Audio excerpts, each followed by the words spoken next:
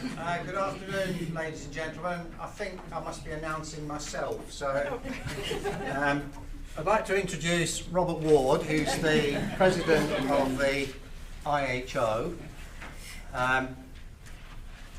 What I'm going to do is give you a quick spray on, firstly, what the IHO, where the IHO sits in the dung heap of the world, and then talk about some activities going on within the IHO programme, a number of which relate to activity that's going on here. I think the expectation is that I'll speak for 40 minutes, so I will give you absolutely no guarantee. I will give you guarantee it's unlikely to take less than 40 minutes. Those who've had enough and want to leave will leave, I'm sure. When I get to the end, whenever the end appears, and I'll try and not go for too long, if there's then issues or things that you're prompted by what comes up on the slides, we can talk about those, either collectively or individually. My taxi driver is at my command, so I'm here as long as people wanted to talk about things. Handsome taxi driver. Yes. I didn't answer that, you noticed. And if there are any other things that you think I might be able to say something about, I'm happy to do that. I will be here for the Science Day tomorrow as well, so there's another opportunity. If you want to try and pin me down in the corridor or something, then please do. So, very briefly to talk about myself, I'm a hydrographic surveyor. I was eventually the Deputy Hydrographer of Australia at the time that I was elected to the Secretariat of the IHO. I started off in the UK Navy as a hydrographic surveyor, and then I transferred to the Australian Navy, and 37 years later, when I was beginning just to get the hang of being in the Navy, my time was up, and so I left. So off we go. What I'd like to do first is just give you a very broad brush idea for those who are not too familiar with the IHO. It's an intergovernmental consultative and technical organisation. It was established in 1921. So as an intergovernmental organisation, it predates the United Nations, and it comes along on the scene at about the same time as the League of Nations. So it's been around for quite a while. It was established in 1921 with the significant support of Prince Albert I of Monaco, which is one of the reasons why the organisation's headquarters are still in Monaco. We've got objectives and visions and missions and all the rest of it, but in a nutshell, the IHO exists to ensure that all the world's seas, oceans and navigable waters are surveyed and charted, and doing that by getting states together, particularly national hydrographers, to coordinate how they do things, to set standards when they need to set standards, and so on, to try and bring it all together. And the IHO has a number of mechanisms within its structure to help towards that aim. As I'm sure everybody in this room, we are an incredibly long way from achieving that aim.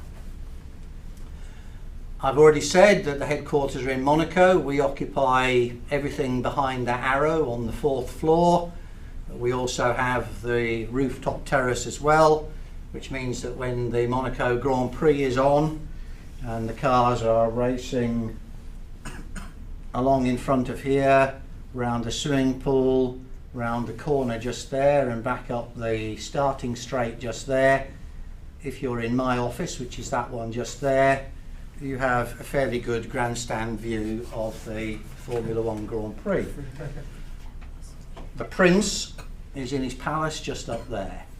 So we are in Monaco. As I say, we've been there essentially for the whole of the life of the organisation.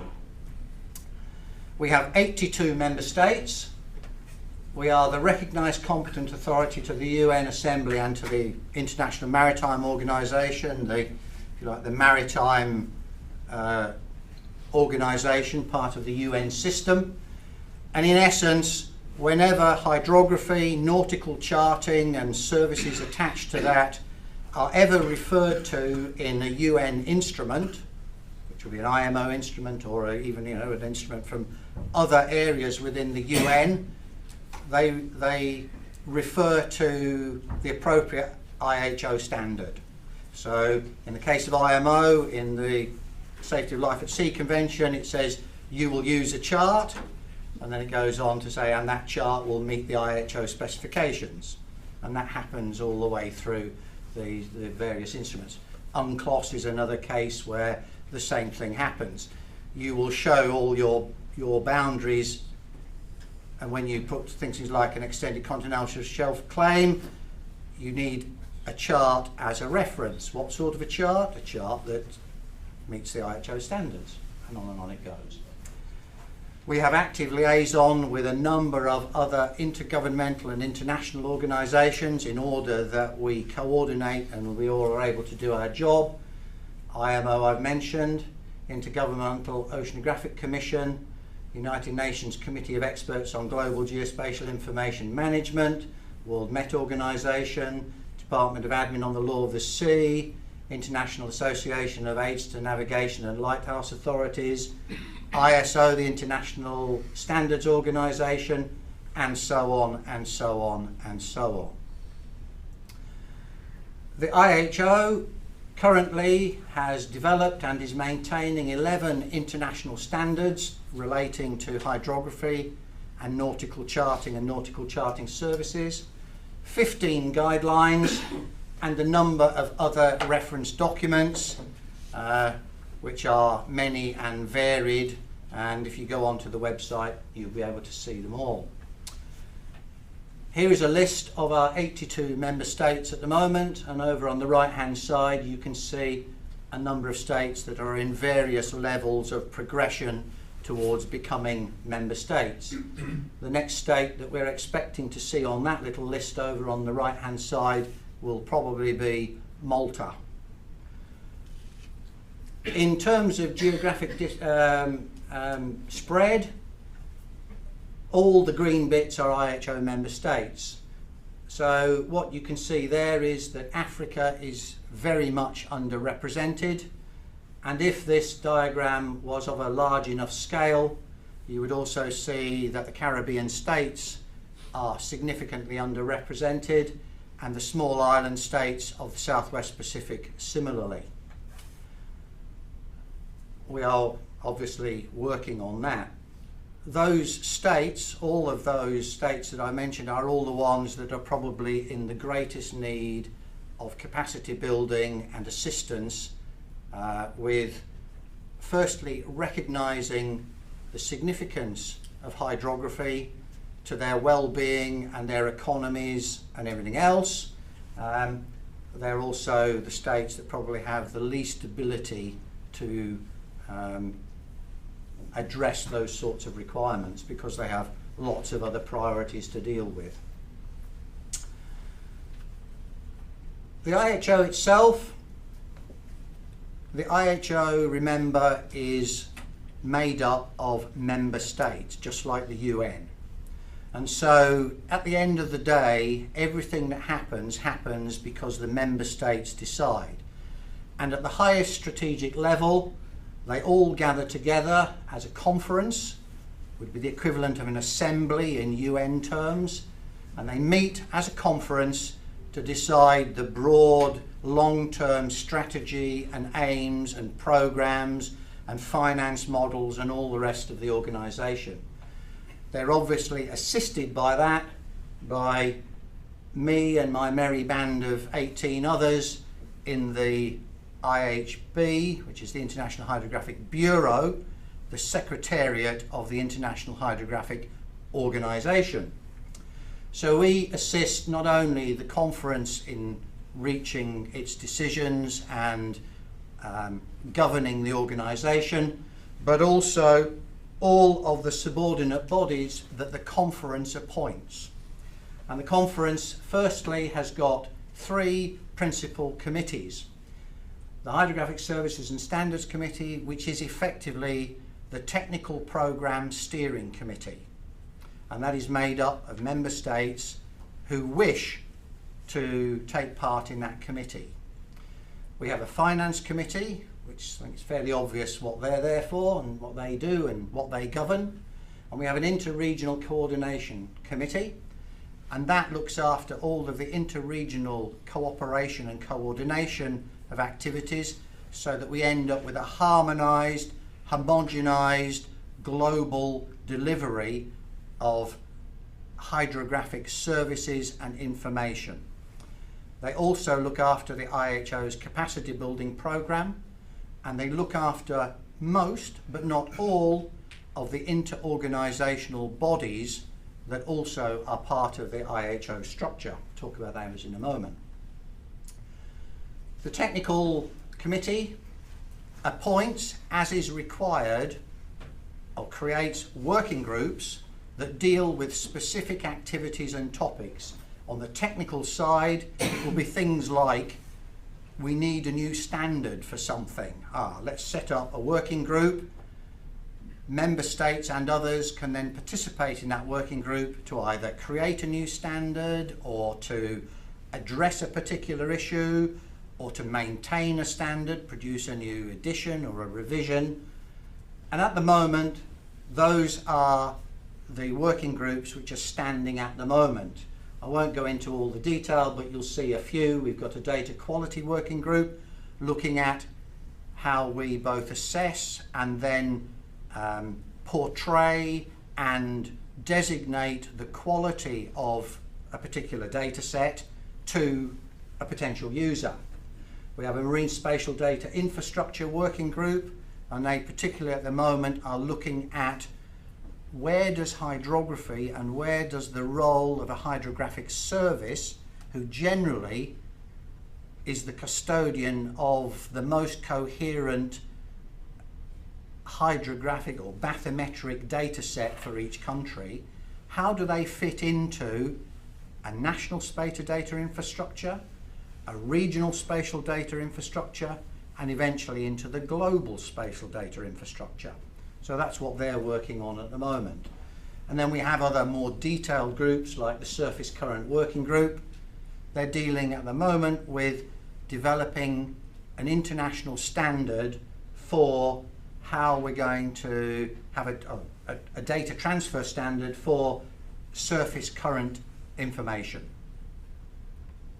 Information which would embody data as well, and so on.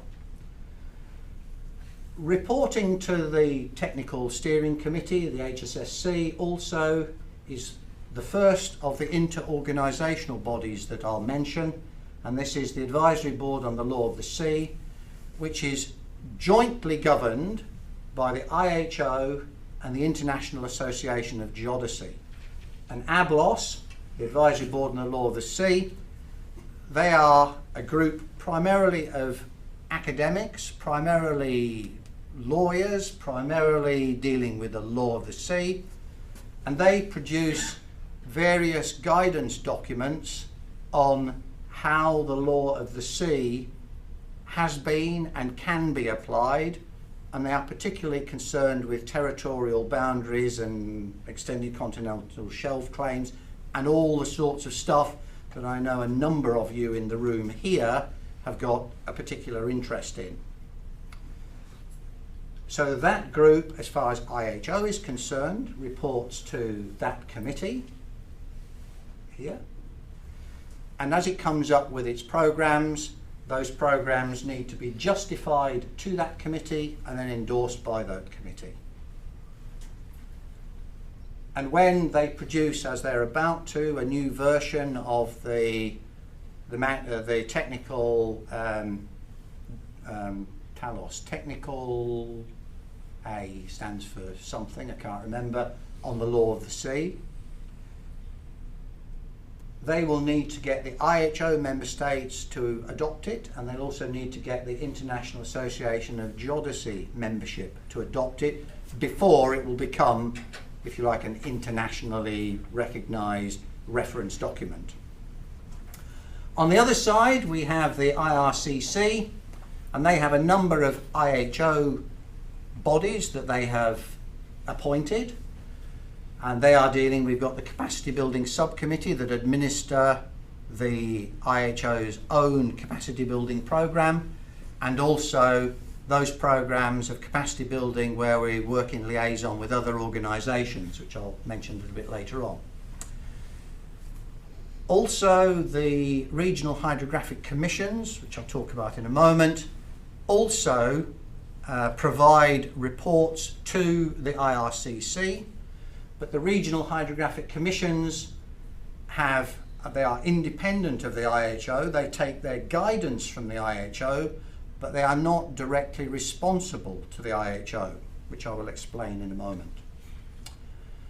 The next group that I would like to talk about is another inter-organisational body, in this case the International Board of Standards of Competence for Hydrographic Surveyors and Nautical Cartographers, the IBSC, and that is governed by three organisations: the International Federation of Surveyors, FIG, the IHO, and the International Cartographic Association. One of those board members is in our midst. It's Andy, wherever Andy is, sitting there. Andy is one of the representatives of the IHO, because on that board we have IHO, FIG and ICA representatives appointed by those three bodies. What does this board do? It actually develops syllabuses for nautical cartography and for hydrographic surveying education and training programs, and it then recognises those courses. And for those of you with eagle eyes, you will have seen outside, stuck on the bulkhead outside, is the certificate from that board which recognises the ocean mapping programme that's taking place here. So the programme takes place here, has been seen and recognised as meeting the requirements of the board's syllabus, which they have set and which those three organisations have adopted as the internationally recognised syllabus. So that's that crowd. Next, the IHO IOC Guiding Committee on the General Bathymetric Chart of the Oceans, the GEBCO Guiding Committee. That is another inter-organisational body. In this time, co-governed by the IHO and the International Oceanographic, the Intergovernmental Oceanographic Commission, which is a subsidiary body of UNESCO. The Guiding Committee, rather like these other working groups and committees that you have in subcommittees in that structure, then have the practical implementation task of putting the GEBCO project program into effect. The GEBCO Guiding Committee has then, rather like you've seen in the rest of the structure, in order to do its work, set up a number of subsidiary bodies that look after certain aspects of the GEBCO program. So they have the CCOM and Scrum looking after various technical aspects of the ocean bathymetric data set, and you also have a subcommittee on undersea feature names that's actually at the international level designating names of features that sit outside national jurisdiction. And then also sitting as another IHO body, but with a slightly special status, is the IHO Data Centre for Digital Bathymetry, which is one of the repositories of bathymetry which the GEBCO project does rely upon to some degree, and that is kindly hosted on behalf of the IHO by the USA, and particularly Gerd and his people at the NGDC in Boulder. I'll talk briefly about them in another context later on. I mentioned regional hydrographic commissions. The IHO, one of its directives, or not one of its guidance resolutions, is to invite the IHO member states, 82 of those, to get together on a regional basis and create regional hydrographic commissions where not only the IHO member states within a region, but other states within that region and states with hydrographic interests in that region can get together as a kind of cooperative club, commission is the real name that it's called, in order to coordinate what they're doing region by region and to put into practice the basic principles, guidance, standards set by the IHO. So in a way, it's the commissions that actually, together with each of the states within the commissions, get the job done, or try to get the job done, which is in many cases sadly the case because of, as you know, resources. The situation now is, over a number of years, we now have the whole of the world covered except for this little area here, which is no man's land containing the Malvinas, Falkland Islands, depending on which side of the table you're sitting, which is a kind of, let's just pretend it's not happening area, but the rest of the world is now covered by commissions. The latest one to be created is the Arctic Regional Hydrographic Commission, and the reason I'm here and the reason a number of people are here in this audience is that their next meeting of that commission will commence on Wednesday and Thursday this week. And like all other commissions, the reason they're doing what they're doing is to coordinate a number of things. In this case, for the Arctic region, what data is available, who's got it, who's doing surveys where, let's not all try and survey the same area, who's going to produce the charts, who's got data that can go into those charts, technical cooperation, learning from each other, and capacity building where capacity building is required. Less of an issue for the littoral states of the Arctic region than other areas, but this is the standard sort of thing that all of the regional commissions address at each of their meetings. The Secretariat, very briefly, comprises 3 directors, of which I am one of them. We form ourselves into a directing committee, and within that directing committee, one of those directors is then appointed as the president, which happens at the moment to be me. We are elected by the member states every 5 years, because every 5 years is when the member states meet in conference as like an assembly, and so when they meet in conference they elect their new directing committee. The 3 directors, for the main part, then look after the 2 programs plus the administration of the Secretariat. So I tend to look after the administration of the Secretariat as a whole, and also in a way am the front man of the organisation. We then have the other 2 directors. One looks after the technical programme. Currently it's the ex-hydrographer of France, GEBCO, and the other programme, the IRCC programme, is looked after by the ex-hydrographer of Turkey, Mustafa İptez. We then have 4 assistant directors who assist us in fulfilling those roles and tasks. They are internationally recruited.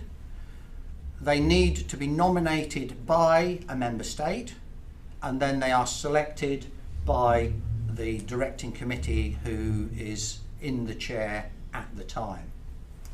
Currently we have 4 assistant directors, 1 from South Africa, 1 from France, 1 from Brazil, and 1 from the UK. But the UK person actually was the hydrographer of Oman before he came to the Bureau, so I'm not sure which side of the globe he's actually representing, if he's representing anybody. We then have a finance manager, 3 translators, 2 French translators, 1 Spanish translator. The 2 languages of the organisation are English and French, but because Spanish is a very popular language within the member states, we do attempt to translate as many of the key documents into Spanish as we can within the resources we've got. We then have 8 support staff who are locally recruited. We also have seconded personnel in the Secretariat from time to time. Currently, we have 1 officer from the Japanese Hydrographic and Oceanographic Department. We also have 1 officer from the Korean Hydrographic and Oceanographic,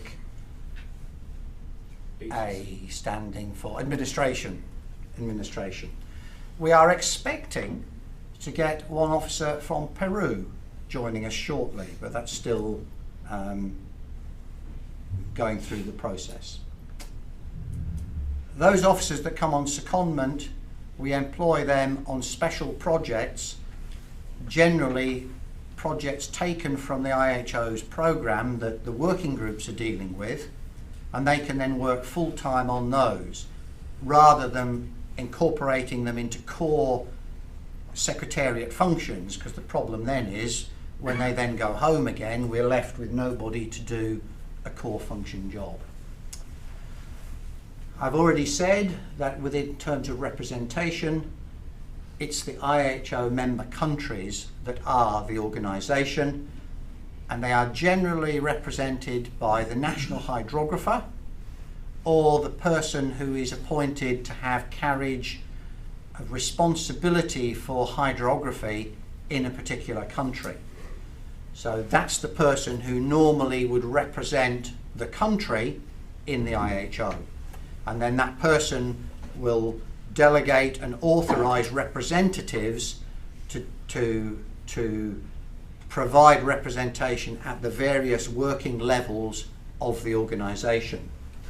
And at the moment, we have in our midst the representative of the USA, Gerd, sitting in the corner there, and he will then, as required, in liaison with the other hydrographic authorities within the US and within his own organisation, determine who is the best representative for a particular thing, and he will also coordinate what is the official US position on any particular topic. That's the way it works. We have accredited non-governmental organisations as observers, and we have a number of those really representing various stakeholder groups who have an interest in the IHO, and they cover things like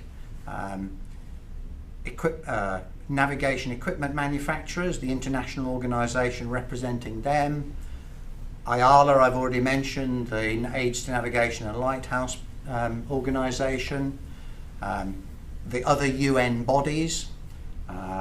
There's a wide range of those organisations, and that's to get their voice into our work. As observers, they can participate in, or they can send representatives to all of the meetings except the Finance Committee, and they can bring forward proposals and discussion and input to all of the parts of our organisation. The only thing they cannot do is vote when we need to make a decision. And this is exactly the same as it is in the UN. There's no difference. In our organisation, we also have a category of participant called expert contributor. And an expert contributor can be admitted to any of the organs of the IHO below the committee level. So the committee level upwards is member states and accredited observer organisations. Below that, it's member states, accredited observer organisations, plus expert contributors by invitation. And this allows us, in the working group and the subcommittee level, the ability to bring in expertise from wherever. Could be a company, could be Lee Alexander on his own representing Lee Alexander, could be the university, could be, just trying to think, could be wherever the expertise lies. And generally the way that works is whoever is the chair of a particular body, a working body, will invite the expertise to participate, and subject to the general agreement of his committee or his working group or whatever, those people will participate, and then when they're there, they are, for all intents and purposes, equal members to get the work done. But again, if we get a decision for some particular reason, they don't have a vote. Expert contributors really are a vital part nowadays of both the capacity building program and the technical program. So for example, in the technical program, think of all the things to do with electronic charting and such like. We have Jeppesen represented, we have Transas represented, we have Caris represented, and they come because they've got the expertise and the practical knowledge to bring to the table, and so they need to be there. We also have expert contributors coming from the shipping industry, both the ship owners through things like the International Chamber of Shipping, participating in some of our working groups. They have been involved most recently in things like data quality, because they're able to provide an input on what it's like as a mariner when you see a chart. What do they want to see to work out the utility and the quality of the data in a chart? So this is a very important, in my view, a very important category of participants in our meetings, and I'm very pleased that over the last decade they have been more and more involved. Decision making, committees and working groups only provide proposals. It's the member states that eventually make the decisions, and it's done on the basis of one vote per country. Now, to move on and talk about some current IHO activities that are going on that you may be interested in. Firstly, the International Maritime Organization, and here is some of the things in which the IHO is providing either input or collaboration with the IMO. Obviously, technical advice on charting matters, and if you look in all of the carriage requirements for charts and navigation systems and such like, the IMO requirements say you will have a chart and you will have nautical publications and such like that conform to the IHO standards that have been issued officially by or on the authority of a hydrographic office, and so on. We have been involved with IMO on the development of a number of marine electronic highways around the world, the Straits of Malacca and Singapore being one, the Southern Indian Ocean being another. We are involved every time a country proposes a traffic separation scheme which needs to be endorsed by the International Maritime Organization. Our role there is to provide an overview if necessary, and to provide technical advice on, is this sensible from from a charting perspective? Are there charts in place that will support this scheme? Are there underlying surveys and so on? We have a particularly prominent role in the IMO's Maritime Safety Information Infrastructure and the Worldwide Navigation Warning Service. And in fact, the IHO has one of those working groups that you saw earlier on, or subcommittees in this case, actually writes the doctrine which the IMO then adopt and call their own. But it's actually the IHO subcommittee that does all the work for that.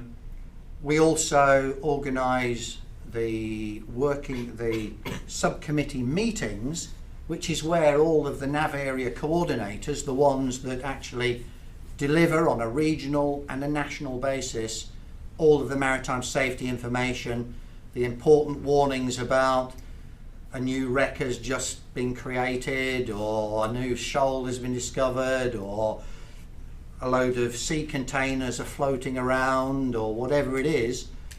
It's the IHO meeting that actually coordinates all of those regional coordinators. So the IHO has a significantly large role, often unacknowledged, in that aspect. And then we have cooperative capacity building initiatives, increasingly between IHO, IMO and IALA, the Aids to Navigation organisation, the international organisation, moving more and more towards being able to go particularly to a developing state, a state that hasn't got robust infrastructure, and give them in a way the instant maritime package, which is not only the hydrographic bit and the nautical charting bit, but it's also the aids to navigation bit and the maritime administration bit as a kind of coordinated package, and we're doing more and more of that. And the IMO's e-navigation strategy, the IHO has been involved fairly significantly, dare I say it, in trying to keep them on the straight and narrow, in that e-navigation, I'm afraid, has, in my view, got a little bit out of hand. I'll talk a bit more about that. To me, e-navigation is really trying to set up the maritime intranet. E-navigation, there's been, and you'll have seen many of you in journals and such like, what is e-navigation, what does E stand for, and all the rest of it. Well, firstly, what does the E stand for in e-learning, or e-business, or e-commerce? It's just E, right? Well, it's just E here too. And sadly, the IMO chose navigation when they really meant maritime, because it's all about having a maritime intranet that, if you have got the appropriate permissions, you can log in to a digital intranet, and you can both upload stuff that needs to be there that you need to get to other people, and you can download stuff that you need when you need it, presented in the way you need it. I think this is a bit like the internet, isn't it? But in my view, the IMO have actually decided that what they're going to try and do is design and describe the equivalent of the internet before it gets built, and then expect everybody, once the document is there, to say, ah, right, now we can get started. Now, page 1, do this or that. I mean, I'd say it's never going to happen. It is already happening before the book's been written. So, do we really need to write the book? Well, unfortunately, it's happening, but it's really confusing everybody. It's confusing the mariners, or all the maritime operators. It's confusing hydrographic offices, and I think it's confusing the IMO as well. But The IMO most definitely needs to declare that that's its vision. We have a maritime intranet, we'll call it e-navigation. It needs to set some ground rules. But I don't believe it needs to describe in detail all of the delivery mechanisms and who's going to be a participant and who's not and all the rest. And unfortunately it's tended to get a bit bogged down in that, and it's now 3 or 4 years late, I think, in them just describing the concept or adopting the concept. It's concept, it's not equipment. It's not really even describing processes, or it's just describing a concept. It should be evolutionary, not revolutionary.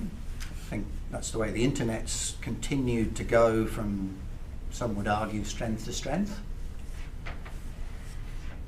Whatever it is, when we're dealing within the maritime intranet with geospatial information, it strikes me that the electronic navigational chart is going to be a fundamental information layer in order to make sense of other geospatial information. But the ENC is not the be-all and end-all of e-navigation, and it doesn't need to be redefined either. It's just a reference information layer in e-navigation. When you use it to navigate with, in the ECDIS component of the e-navigation construct, then it has prime of place and all the rest of it. But within e-navigation generally, it's just a reference layer, and there will be a lot of e-navigation information that doesn't need to be displayed as a spatial presentation. So the ENC's got directly no role, but some of the information in the ENC might want to be brought out and used with other information.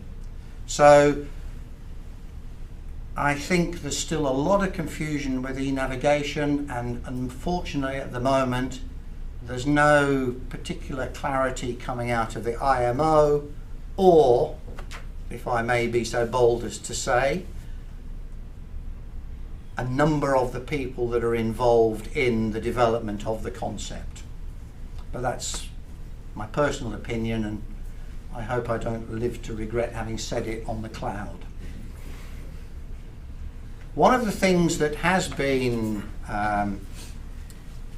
agreed, or is well embedded now into the IMO's e-navigation concept, is the IHO's overarching data exchange I'm going to say it's a standard here, but it's the framework. It's the framework document for data exchange, geospatial data exchange. S-100 has been nominated within the IMO documentation as a baseline data exchange standard for the transfer of information in eNav. Now, when the IMO did this, I don't completely appreciated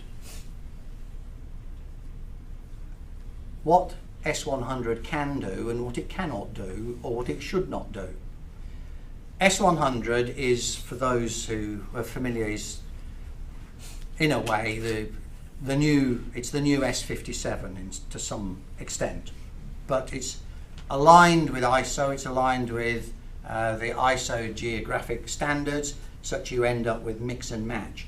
But it is essentially for dealing with geospatial information. So it's not going to be suitable for all information that you're going to want to pass through the e-navigation construct.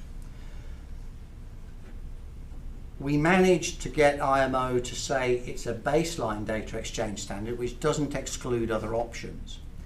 But buried beyond that statement within the material coming out of IMO is, in essence, if you haven't got a data exchange standard, have a look at S-100 before you start, because it might be the way that you can then develop a data exchange standard.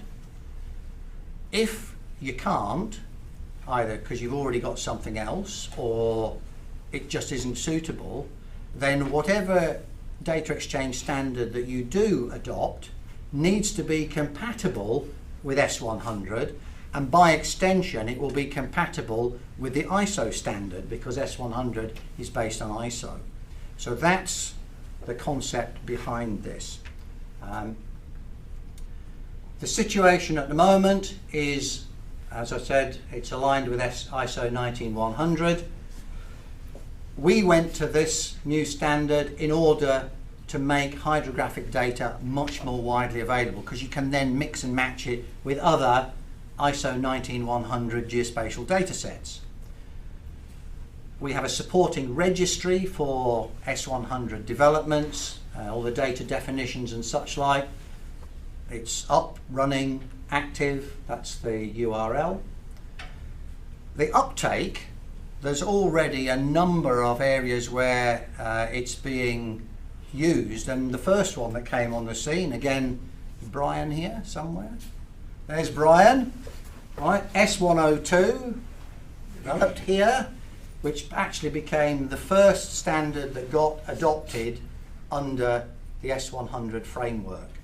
Since then, we've had a number of others. S-101, which is the next generation electronic navigational chart, is in the course of development right now.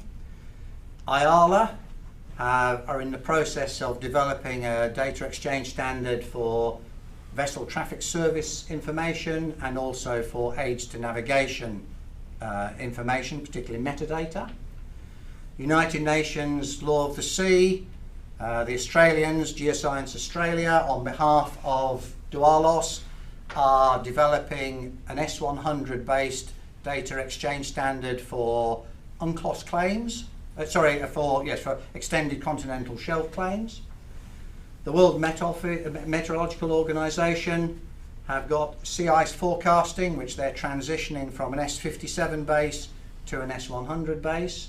And we have a number of other e-navigation test beds looking at various things like pilotage monitoring, pilot reporting, the transfer of real-time tidal information. There are a number of other things on the go. Moving now to the other side of the diagram. We were over the technical side just then. We're on the other side now, IHO capacity building. Within the IHO, we have a doctrine, a policy of capacity building, which aims to get states that have nothing to some states that could potentially be completely self-supporting in terms of the delivery, particularly of hydrographic services. Principally safety of navigation services through hydrography, but also at the same time making the hydrographic information available to the widest possible community for the benefit of the state. The first phase is a preliminary phase where a country, we need to raise the awareness of you really ought to do something and it's in your interest to be doing something, and carrying out an assessment of what does or doesn't exist and what's the way forward. The way forward to firstly get into a position where a state, a country, can collect information, make an assessment on that information as to its significance, and make it available so that whoever is producing the charts and other services can then use that information. The second phase is for a country to be able to collect all the data itself and work it up into a level where they can use it in country and contribute to chart making. And for some countries, not all countries, to get to the level of then being able to have their own charting service. Now, for many states in the world at the moment, particularly those who are not IHO member states, they're at the preliminary stage or they're a bit into phase 1. For many of those states, the idea that they would ever get to phase 3 of having their own hydrographic office that produces charts and all the rest of it is there are too many other priorities. It is a challenge to sustain at that level.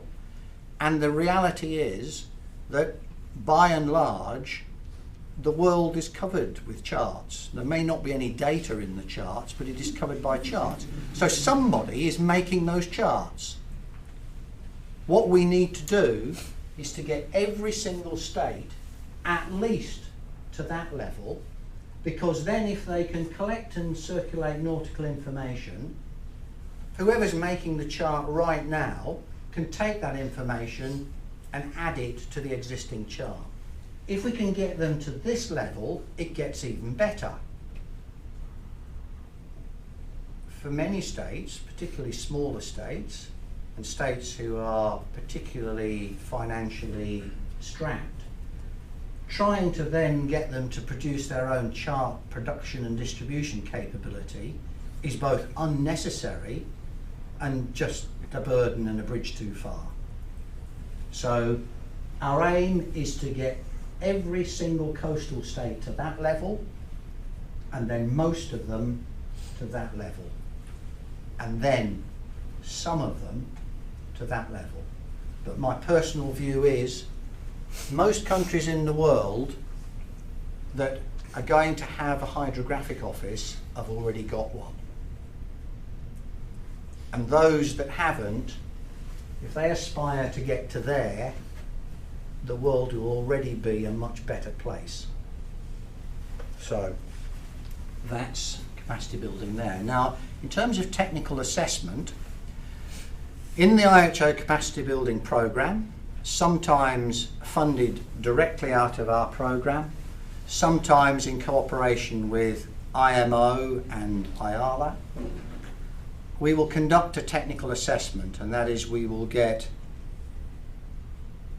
representatives with the appropriate experience and skills from our own member states to form up into a team to go and visit a country and do an assessment and both raise awareness of the advantages of putting some priority into hydrographic activity, but also then giving them, if you like, a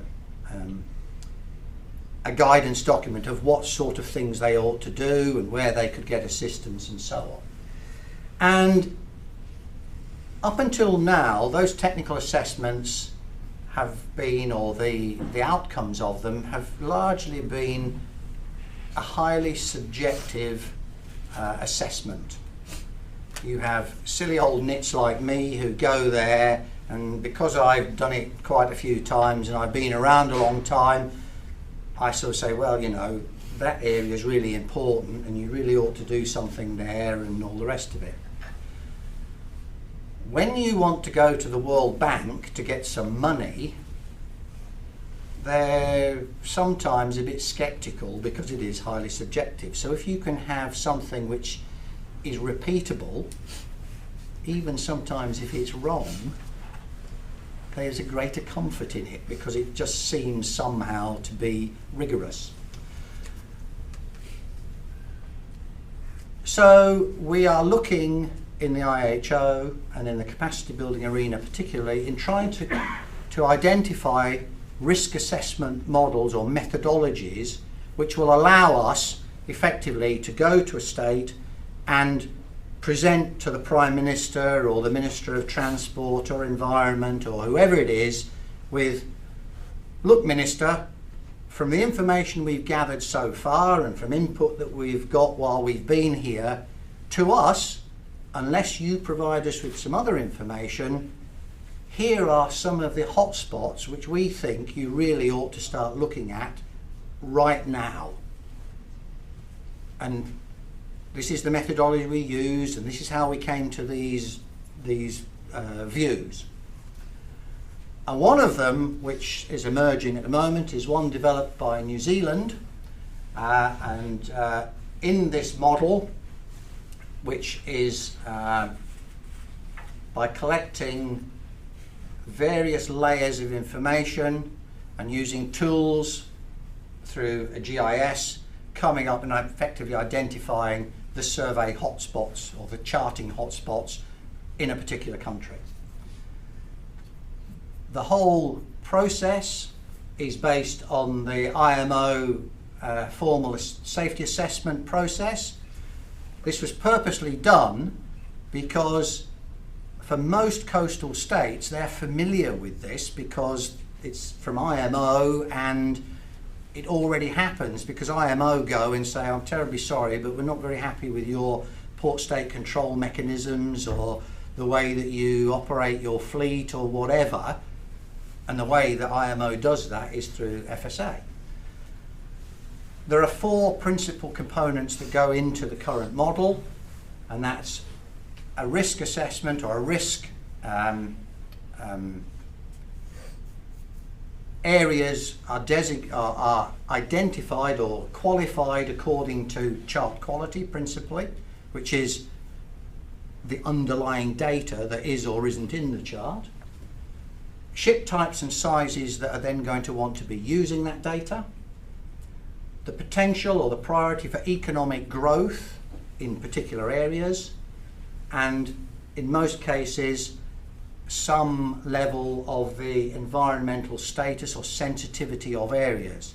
All of this is weighted, thrown together, and out of that you get a graded comparison between areas, and you can then pull out of that, well, based on the weights you apply to those values we saw earlier on, you can come out and say, well, Mr. Minister, if I were you and you don't want to end up with an accident where you're standing in front of the TV screens trying to justify why you didn't do anything, maybe this is where you ought to start. At the moment, assessments have been done in Vanuatu and the Cook Islands. At the personal level, one of the things which I was pleased about and at the same time relieved about is that 2 years earlier I had done a technical assessment in Vanuatu together with one of my colleagues from the UK. And when the New Zealanders went completely independent of us and did their more rigorous analysis, they came out with almost exactly the same areas that Bob Wilson and I had picked 2 years early. So that did give me a degree of comfort, or made my head bigger or something. They have since, at the moment, there is the same exercise going in the Cook Islands. This process is being documented in such a way that it's really a case of just add money to get people to go and be able to do this. So the methodology is repeatable, and in fact, I mean, you put the same data into the model and you should get the same answer. Now, there are other risk assessment models or methodologies. That's not the only one, and we at the IHO and in the capacity building programme wouldn't want only one methodology to be preeminent. What we would like to see, of course, is that whichever model you use, you get roughly the same answer. It now appears that the New Zealand methodology and the Robert Ward methodology, at least on one occasion, seem to be fairly similar. We'd want the same elsewhere. Now, here, there's already been work done on coming up with other ways of tackling the issue to eventually come out with the survey hotspots, which is what we're after. Chuck Suzuki and Olu and Shahak, between them, came up with a methodology which used remote sensing and grading the levels of the data in the chart using different methodology to the New Zealanders and such like, has been demonstrated already. And it's my understanding that Ricardo is likely to take that further and see if this methodology can be refined further. And that's great, because it would be good to have more than one way of achieving the same result. Now let me turn to the GEBCO program, which is another one which I think there's more than a passing interest in this particular building or room. The GEBCO program actually beats the IHO. The GEBCO program started in 1903, and Prince Albert I was in the thick of this as well, because Prince Albert I was very keen to ensure that oceanographic data, as it was then described, would be made as widely available for all users as was possible. And that's why he was so keen in 1921 for the establishment of what then was called the International Hydrographic Bureau, because that was set up to be the data clearance or the data exchange bureau to bring all the different countries and such like with the data and get them going. And to a degree, that's exactly what we're still trying to do. Anyway, the GEBCO program commenced in 1903, and it was all about identifying and then bringing together all of the data that would allow us to get the best bathymetric mapping that we could get of the world's seas and oceans. And that's still the case today. Was originally administered by the what's now the Oceanographic Museum in Monaco, but was handed over to the IHO, or the IHB as it was then called, 9 years after the IHB was created, and it became part of the IHO program in 1929. Round about 1974, the Intergovernmental Oceanographic Commission also came on board, and it is now a joint program that is governed by those two bodies, and that's the situation as it is today.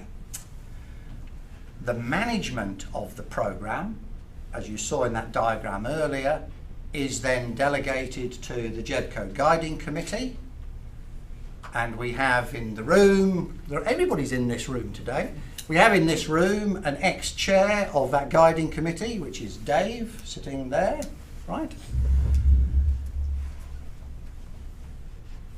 Its reports, as you saw from that diagram, to the IRCC and also at the same time to the IOC, that are meant to oversee that program and just give the blessing to the activities that are going on, considering the interests of those two organisations, the resources that are available to fulfil whatever it is that the Guiding Committee wish to propose as part of their work programme.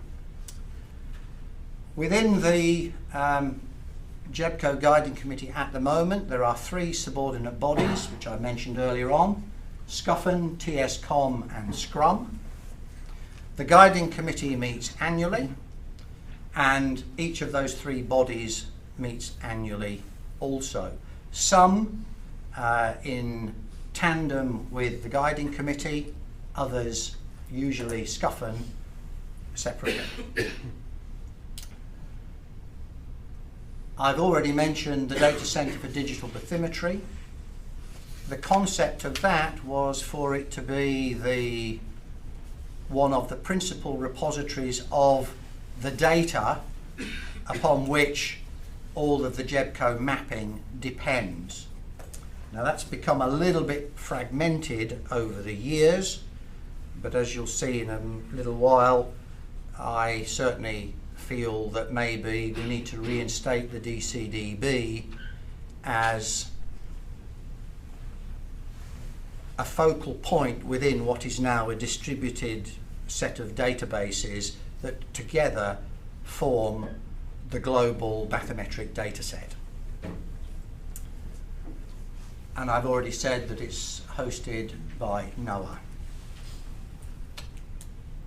Now, following on from GEBCO, but still very much associated with it, one of the key issues that I think the IHO needs to face as a community is acknowledging, which it has now done, but raising awareness globally of the lack of hydrographic data. I mean, if you say to people, we have higher resolution maps of the Moon and Mars than we do of most of the seas and oceans, they don't believe you. But it's true, as you all know here.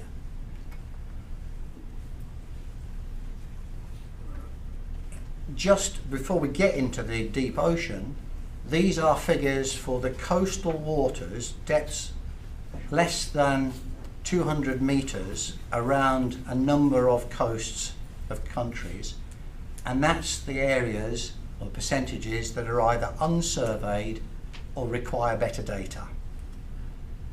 And I could go on and I could list lots of them, and the only one that would be really good on there that I know about is Monaco, for which the figure is 100% surveyed and no further action required.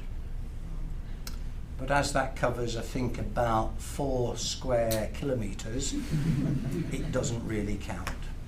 So there is plenty to do, and that's against the background. Now, we all know that as soon as you move out of the coastal strip, it don't get any better.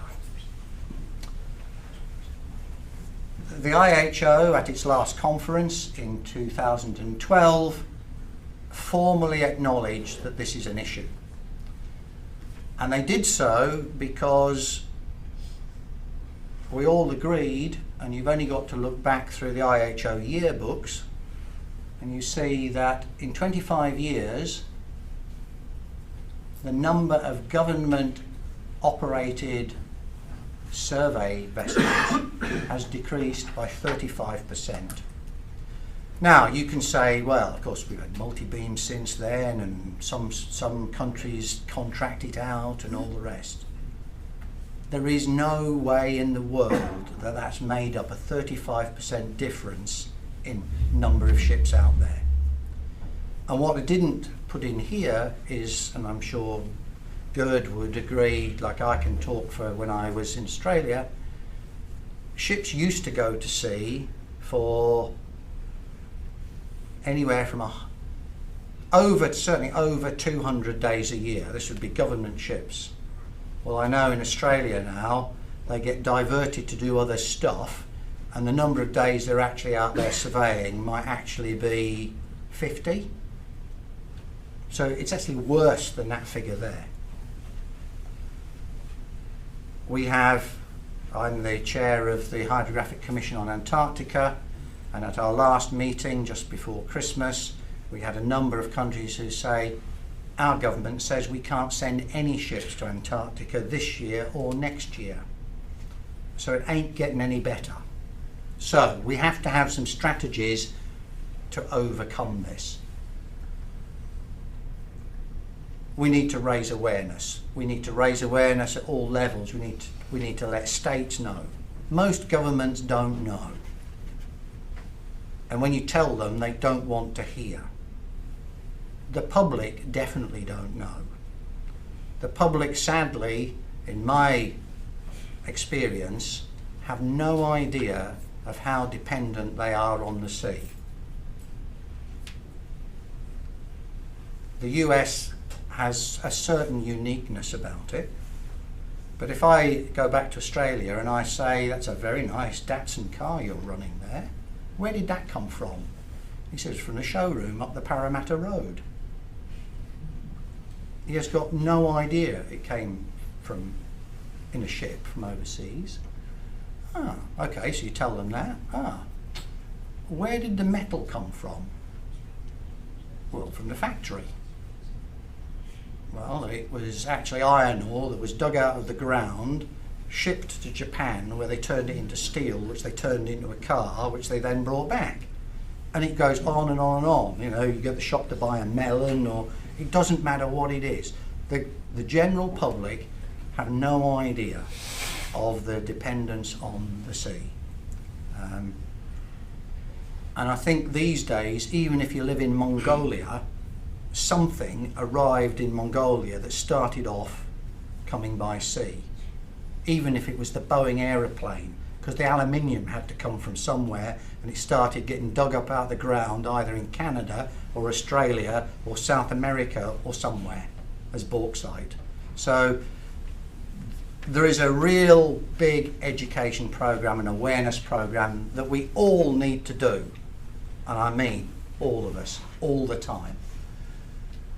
We need more capacity building because we just haven't got enough hydrographic surveyors in the world. We don't have enough nautical cartographers. We don't have enough GIS experts dealing with with, if you like, marine geospatial information. So there's another area we need to look at. We need to encourage much more efficient data collection. We need to get anybody who goes out to sea, particularly in the science field, to go and do something or collect data or something. The echo sounder should be running and the data logger should be going. Whether you're doing sea temperature, chasing the squid, it doesn't matter what it is. If you're in a ship and you're out there, the echo sounder should be running and it should be recording data. And it isn't. And if it is, it gets back so that you can write your paper and then it goes in the cupboard. We just can't do that. If we're going to make any grounds, we've got to find ways of stopping that and making that data be made much more widely available. And we need to look at other ways of getting data. Satellite-derived bathymetry is one. The IHO is not actively progressing programs to assess the potential of satellite-derived bathymetry, but some of the member states are, and also that's some work that's also going on here. The UK, Australia, the US, I think I'm right, you're looking at it, yeah? Definitely their hydrographic organisations are looking. You're looking at it here. There's also work going on in a number of other places. There's definitely potential there. Data mining. We need to find and use the data that's already out there, that's already been collected, that's stuck in a cupboard somewhere. There are all the issues of it's all in somebody's exotic own developed format and all the rest of it, but converting that data and validating that data in many cases is going to be cheaper than sending another ship out there to do it all again. Or we can send a ship out there to fill in the bits that we didn't get out of that first data set, something like that. And the other area that I really think we've got to look at seriously is volunteered spatial data, which is what the landlubbers seem to call crowdsourcing. What seems to be occurring within the IHO community and the hydrographic community is, whether we like the term or we don't like the term, it now seems to have caught on, and that's crowdsourced bathymetry, CSB. Now, in that regard, the IHB, at this stage probably Robert Wood and his two directors and a few others in the Bureau mainly, but together with some of the people I've spoken to, of which Gerd and his colleagues are one such group, we have been having some thoughts about what we could do with trying to harness VSD or CSB, crowdsourced bathymetry, not just or not for charting, but for filling in that gap of we ain't got no bathymetry for lots and lots of the world. Oh, and by the way, it might help us to improve the charts as well. That's really what I see as the emphasis. We need a low-cost, high-impact program. If it's going to cost all the volunteers an awful lot of money, they ain't going to do it. And whatever it is they do, we want to make it such that it's worthwhile them doing it and they can see some benefits from being involved. Our aim is to use and build upon existing database infrastructure, particularly the DCDB sitting in Boulder, to have a very heavy, non-commercial, public good aspect to the programme. I'll explain partly why that needs to be in just a moment. It's currently IHB led, but I would like to think after some proof of concept work later this year, it will be adopted by the IHO as something we need to proceed with. It is obviously volunteer based. The beauty of the concept, which I'll describe very, very briefly, and I know there are lots of unanswered questions in it, but what it seems to do at the moment is it overcomes most of the stakeholder concerns that exist with either programs that are in place right now or other programs that people are thinking they might put into place. And for that reason, every time I've described what I'll describe in a moment, I'll briefly describe in a moment, has got, to say wide stakeholder support, it's had universal stakeholder support so far. And I've got to the stage now of saying, well, I must be missing something. There's got to be a snag here. What's the snag? No, it's true. I'll mention a couple of things we have to think about. But as a basic concept, nobody said to me, oh, you can't do that, or you shouldn't do that, or whatever. On the contrary, they said, this looks like the way to go. So, briefly, the stakeholder issues. If you're a hydrographic office, or you're a government authority, or you're an entity,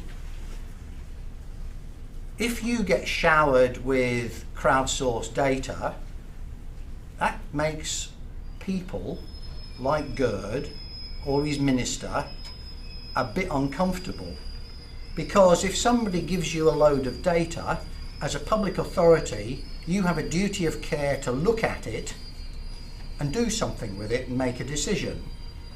And if you don't, then you end up in court and the lawyer says, well, you know, you're a government authority, I think it's reasonable that you should have been looking and you should have reacted and all the rest of it. So the idea that we get all the world's ships to start throwing data, passage soundings in the direction of the nearest hydrographic office makes hydrographic offices quite nervous.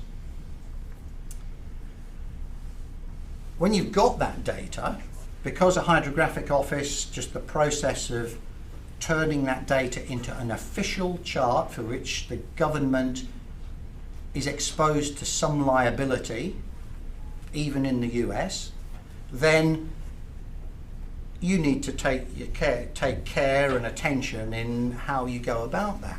And you only have limited resources. You can't be maintaining every chart every day, every time a new piece of data comes in.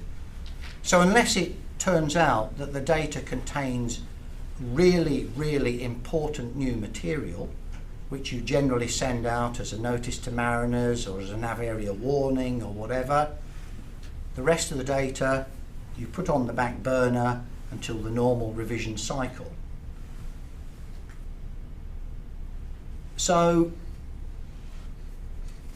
that then creates some additional problems for the volunteer data providers, because they've handed all this data to Gerd, feeling really very noble that they've done this good deed, and then nothing seems to happen for 3 years because there's no new edition of a chart comes out which has got, you know, all these extra soundings that are all in there.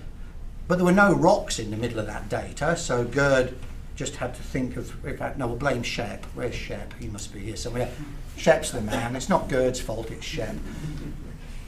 Shep has to make a decision. He's only got a limited amount there, so he says, well, you know, it would be good to have all these extra soundings, but the one that I've stuck on the chart really it kind of infers what else is there, so it'll have to live like that. So for the bloke who sent all this data in, he knows full well that the whole area is as flat as a pancake. But it doesn't say that on the chart, so his insurer says, why are you going there? So eventually the data provider says, oh, this is just a waste of time, you know, nothing ever happens, it's the bloody government, what a lazy bunch they all are. Right, so we have another group who are not too happy. Also, the volunteer community or the potential volunteer community that I'm talking to, many of them don't like the idea of a number of the commercial programs that are out there right now, OLEX and some others, where there's a feeling that I've given all this data in there and then somebody's making $1 out of this. That doesn't seem right to me. So they don't give you the data either. So we need to find some way of trying to allay the fears of all of these people who might be either nervous or reluctant or not motivated to be involved. So I talked about low cost, high impact. Well, that's the low cost bit. That's a pen, stick it on the top there. Basically there's a Raspberry Pi in there. You connect that to the GNSS and to the echo sounder and it logs the data.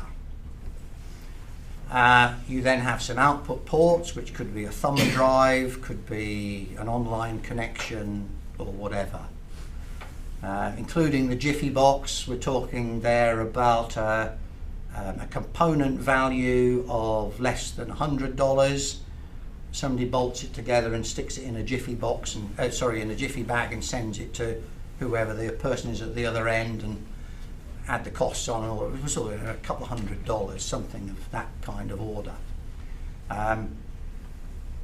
Particularly on a modern bridge, you can actually connect the sensors using Bluetooth, so you don't have to rewire the bridge or anything else. You just need a splitter on the two sensors, and then go in there. So we're really talking low cost, keep it simple. This whole thing is about keep it simple. The aim in the first instance is to have a low cost logger in every professionally crewed ship. Why do I say every professionally crewed ship? That's because generally if you've got a qualified mariner in a ship, it is likely that the ship has been equipped with type approved equipment, which means at least we get a baseline level of capability of the equipment.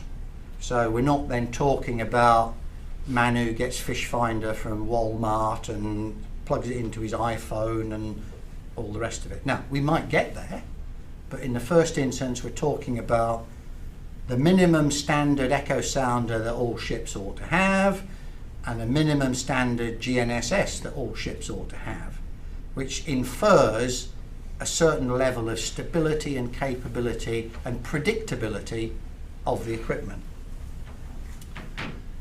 And it works like this. We have all the ships, they each have a logger, or they have the IHO logging software stuck on a laptop or something, but they basically have a low-cost box. They're out there and they're collecting data. We know what box it is, and we have the metadata for that box and the identity of the box, so we can have the antenna offsets and bits and pieces like that. The data gets collected, and then by whatever methodology the mariner wishes to use, whether it's an online connection, sucking up their or raising their Inmarsat bill, or they wait till they get ashore and they upload from their shore connection, or that's up to them. It goes to the DCDB when they're ready to do it. and it sits in the DCDB, and in the future we would envisage that the current data locator and viewer that is already part of the DCDB is enhanced so that we have a much more, if you like, general community viewer in which the observer up here can see the results of what he did the next day. If we can then have a facility here where you can then cut out whatever data's there, your own and others, and you decide how you want to use that to either better inform yourself of the deficiencies of the current chart or do whatever you want to do, you can do that. But at this stage, let's say we're talking about somewhere in SHEP's jurisdiction. SHEP hasn't seen this data, has taken no responsibility for this data, done nothing with it. So SHEP's feeling quite comfortable at this stage. The mariner put his data in, he's feeling really good about that. He can look in there and see it and go, oh, I did that, that's really good. He can also look at all the other people that went before him and say, yeah, my data looks exactly the same as everybody else's where it crossed over there, you know, within reason and the limitations of the equipment and no tides been applied and all that. But he can go in there and say, yes, well, you know, if my data worked and there's all this other there, well, you know, maybe there's some things I can now do even though I can't see them on SHEP's chart. That's their choice to do that. What we maybe could also incorporate into this process is a mechanism that as the data gets uploaded to the DCDB, we could, as part of the upload process, which is, you know, who are you and such like to get your upload pass, what is the corresponding chart for this area that you're about to upload the data? And if they tell us that, we can easily then track that to who is the originating authority, and then the next question can be, are you aware of any information in this data set that merits immediate charting action? And if they go yes, we might even want to say, please describe. Then SHEP gets an email alert. That's the time when SHEP can go and look in the data and go, oh my goodness, better do something about that. But he doesn't have an obligation to constantly stare in there looking. When he will look in there after this process is when it either comes to planning stage or new revision stage or whatever. He'll look in there then, and he could have one of at least 3 reactions. First one is, oh my goodness, I didn't realise how many ships go there, I better go and see GERD and we better have a new chart. Or he can look in there and go, well, there's been 20 ships in there and they all seem to get a depth in there of about something.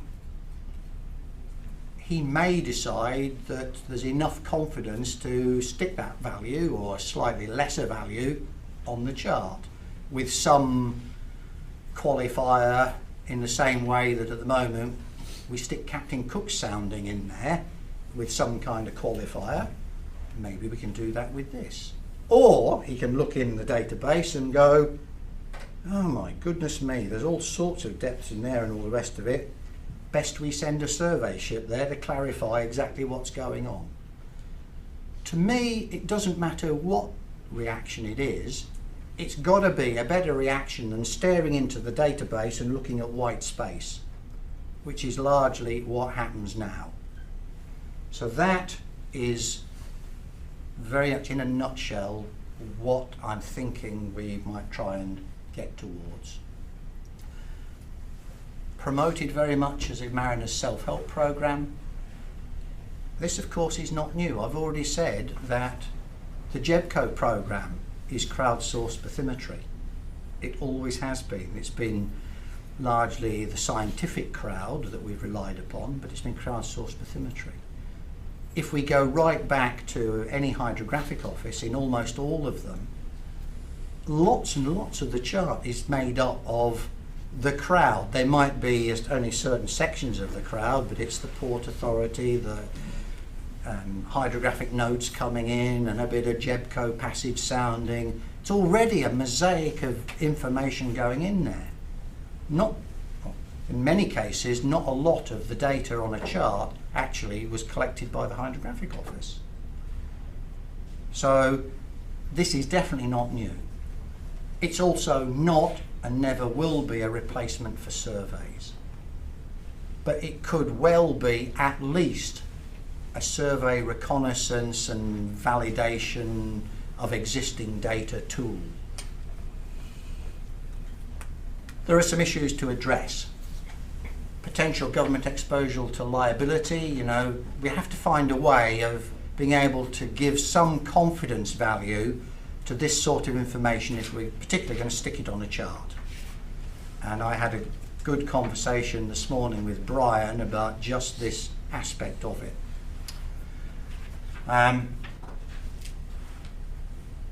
But we're not trying to assess its